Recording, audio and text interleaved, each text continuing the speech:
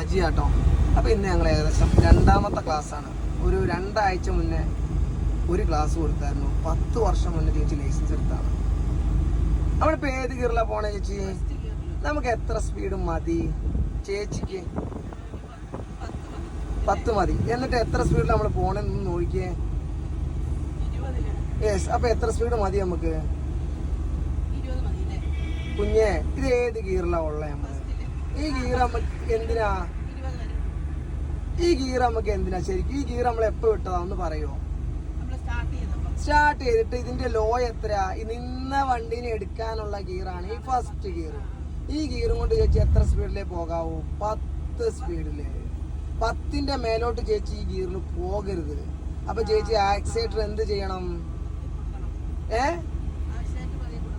കൊടുക്കുവാണോ വേണ്ട? ഇപ്പൊ എത്ര സ്പീഡിലാ പോണേ?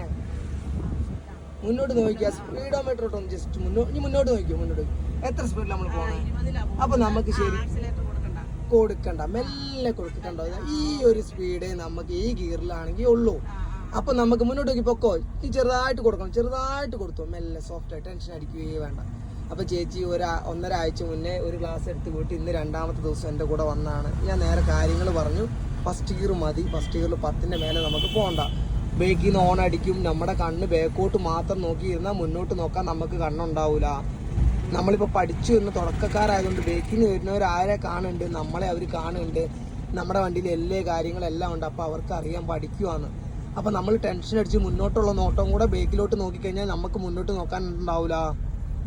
വണ്ടി ചിലപ്പോൾ നമ്മുടെ കയ്യിൽ നിന്ന് പോകും. അപ്പോൾ നമ്മൾ എന്ത് ചെയ്യുക? Just 1 time നോക്കിക്കൊള്ളുക.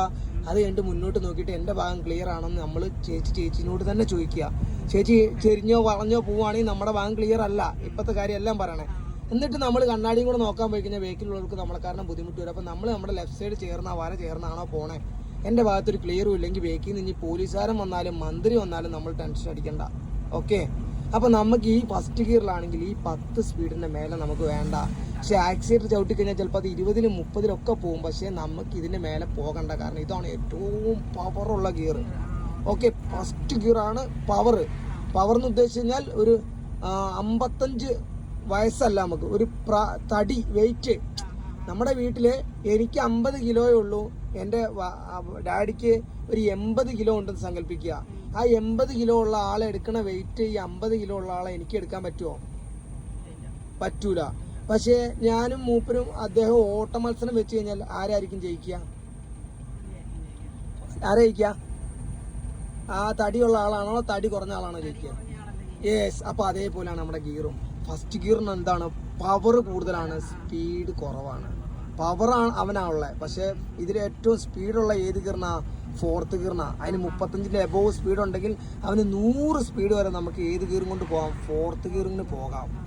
അങ്ങനെ ഓരോ ഗിയറിനും പവർ ഉണ്ട്. സ്പീഡും പവറും എന്താണ്? 2 വ്യത്യാസം.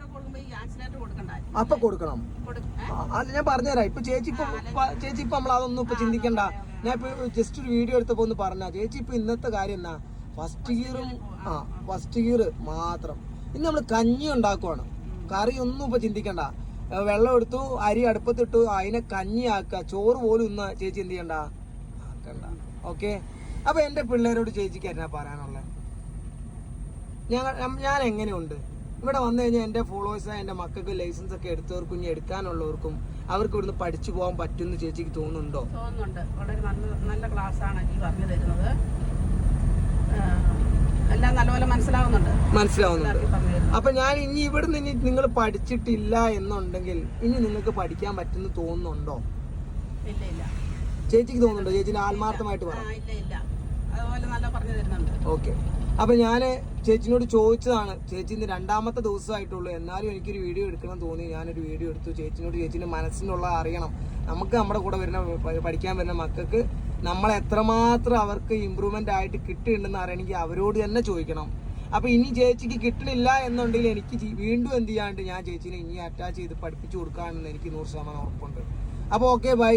നമ്മൾ ഓരോരുത്തരെ നോക്കി നമ്മൾ മാക്സിമം എനിക്ക് പറ്റുന്ന പോലെ ഞാൻ സപ്പോർട്ട് ചെയ്യും. നിങ്ങൾ ആരും ടെൻഷൻ അടിച്ച് നിൽക്കേണ്ട. ലൈസൻസ് ഉണ്ട്, വണ്ടി ഉണ്ട്, എടുക്കാൻ പറ്റിയ നമ്മുടെ വണ്ടി എങ്ങോട്ടപ്പോൾ ചെറുതായിട്ട് പോയായിരുന്നോ? യെസ്. അത് ചിന്തിക്കുക. അപ്പോൾ നമ്മളിപ്പോൾ വണ്ടി എടുത്തിട്ട് ഒരു 3.5 കിലോമീറ്റർ ഓടി. എന്നിട്ട് നമ്മൾ ഏത് ഗിയറിലാണ് ഓടിയത്? ഫസ്റ്റ് ഗിയറിൽ നല്ലോണം പെട്രോൾ കത്തിക്കോട്ടെ, കുഴപ്പമില്ല. അപ്പോൾ നിങ്ങൾ ആരും ടെൻഷൻ അടിക്കണ്ട. പഠിച്ചു വരുന്നവരുണ്ട്, അല്ലെങ്കിൽ പഠിച്ചു കഴിഞ്ഞിട്ട് എടുക്കാൻ പറ്റുന്നില്ല, നിങ്ങൾ ട്രൈ ചെയ്ത് നോക്കിയിട്ട് നടക്കണില്ലെങ്കിൽ ലാസ്റ്റ് ഘട്ടം എൻ്റെ നമ്പർ ഡിസ്കഷൻ കൊടുക്കുന്നുണ്ട്, നിങ്ങൾക്ക് വിളിക്കാം. നിങ്ങൾക്ക് 100% റിസൾട്ട് കിട്ടും. ഓക്കെ, അപ്പോൾ താങ്ക് യു, ബൈ.